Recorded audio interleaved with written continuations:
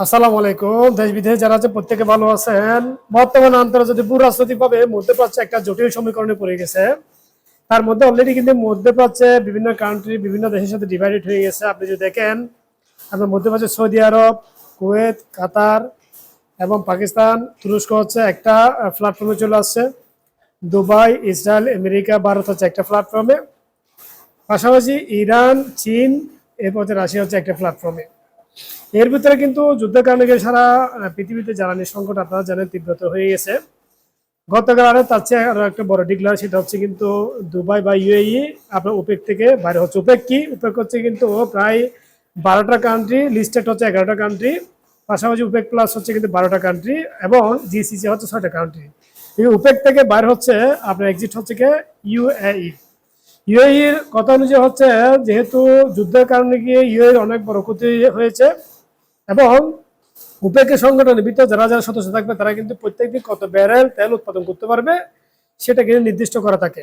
যার কারণে গিয়ে সামনে যদি হরমুজ প্রণালী ওপেন হয় তাহলে নির্দিষ্ট তেলের চেয়ে বেশি উৎপাদন বা বেশি বিক্রি করতে পারবে না। যার কারণে এটা স্ট্র্যাটেজি অনুযায়ী কিন্তু আমেরিকা প্লাস ইসরায়েলের সাইল অনুযায়ী ইউএই কিন্তু এখান থেকে এক্সিট হচ্ছে। যদি এক্সিট হয় তাহলে তারা আনলিমিটেড কিন্তু তেল উৎপাদনও করতে পারবে এবং বিক্রিও করতে পারবে। বর্তমানে ইউএতে কিন্তু আপনার 3.17 মিলিয়ন ব্যারেল প্রত্যেক দিন সে বাজারে বিক্রি করতে পারবে এবং বর্তমান তার উৎপাদন সক্ষমতা হচ্ছে কিন্তু ইউএই কিন্তু প্রায় 5.17, যেটা হচ্ছে ওয়ার্ল্ডে কিন্তু বলতে গেলে যে তেলের একটা ভারসাম্য সারা ওয়ার্ল্ডের, সেটা একটা চেঞ্জিং হতে পারে এবং প্রাইসে কিন্তু অবশ্যই পরিবর্তন হতে পারে।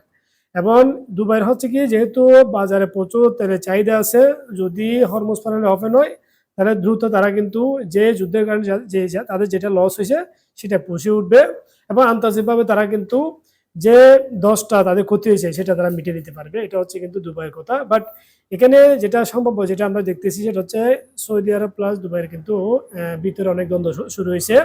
যেহেতু আপনারা জানেন ওয়ার্ল্ডে কিন্তু আপনার দুবাইয়ের একটা সুনাম হয়ে গেছে, সারা ওয়ার্ল্ডে হচ্ছে কিন্তু সেম লন্ডনের মতো একটা বাণিজ্যিক অবস্থান হয়ে গেছে দুবাইয়ের, যেটা পরবর্তীতে কিন্তু চেঞ্জিং করতে যাচ্ছে সৌদি আরব। সৌদি আরব নিয়ম সিটি বলেন অন্যান্য সিটিগুলো ডেভেলপ করছে।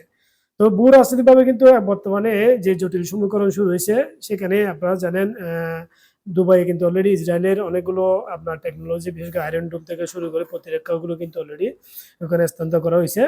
আমি মনে করি এখানে টেকনোলজি পাশাপাশি কিন্তু প্রযুক্তি দিয়ে কিন্তু অলরেডি দুবাই অনেক এগিয়ে গেছে। যার কারণে এগিয়ে যাওয়ার কারণে তারা কম্পিটিশন দিতে মার্কেটে কিন্তু বর্তমানে তাদের যে একটা ইমেজ সংকট সেটা যাতে আবার পুনরুদ্ধার করতে পারে, সেই কারণে তারা কিন্তু এই সিদ্ধান্ত নিচ্ছে। পাশাপাশি কিছু রাজনৈতিক হতে পারে, কিছু আপনার সরাসরি আপনার আন্তর্জাতিক আপনার সরাসরি চাপ হতে পারে। তো যেখানে কিন্তু ইসরায়েলে বলছে দুবাই যদি এক্সিট হয় ওপেক থেকে তাহলে তারা কিন্তু সবচেয়ে বড় ক্রেতা হবে আমেরিকা, ইউরোপ প্লাস আপনার ইসরায়েল, যেটা আপনি সামনে দেখা যাক। যেহেতু আপনারা জানেন ইরান অলরেডি কিন্তু রাশিয়াতে সফর করছে। তো আগামীতে অলরেডি এটা নিয়ে বড় একটা জটিল সমীকরণ হচ্ছে, যেহেতু অলরেডি রাশিয়া ইরানকে সাপোর্ট দিচ্ছে, আবার ইরান একটা প্রস্তাব দিচ্ছে পাকিস্তানের মধ্যে আমেরিকায়। তো সবগুলো মিলে আগামীতে কি হতে যাচ্ছে সেটার জন্য আরো কিছুদিন ওয়েট করতে হবে। তবে আশা করি যেহেতু এটা একটা সমাধান হতে পারে, ইরানের সঙ্গে আমেরিকার হয়তো একটা সম্ভাব্য চুক্তি হতে পারে। পাশাপাশি ওপেক থেকে যেহেতু ইউএই বাইরে হচ্ছে, আপনাদের মতামত একটু জানাবেন। যেহেতু আগামীতে তেলের যে প্রাইসটা যদি $10 যদি কম সেল করে আপনার দুবাই, তাদের তাদের তাদের কোনো লস হবে না, কারণ তাদের অলরেডি উৎপাদন সক্ষমতা অনেক বেশি, যেটা কিন্তু ওপেকের সদস্য হওয়ার কারণে পারে নাই।